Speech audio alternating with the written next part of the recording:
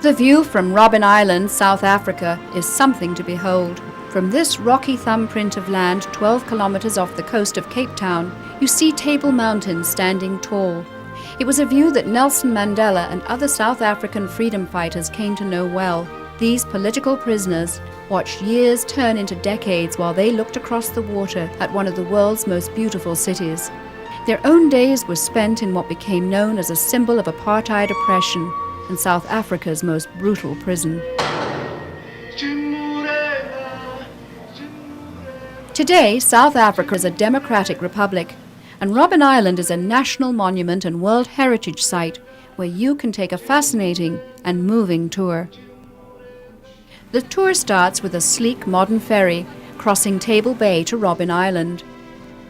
You can catch glimpses of buildings during the quick ride, but you'll see them all much closer during a bus tour of the island.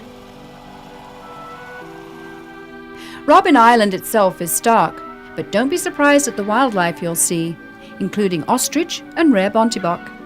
Over the years, Robben Island has been a prison, a hospital, a quarantine station, and even a leper colony. And you'll see remnants of all these eras during your drive. This building on the left is the old male leper church, and it's one of the few old leper buildings left because they demolished and burnt all the leper buildings for fear of contamination. But most of those familiar with South African history come to see the maximum security prison, to see this cell where Nelson Mandela, first democratically elected president of the country, spent 18 years in jail. It might be even smaller than your toilet or your bathroom at home.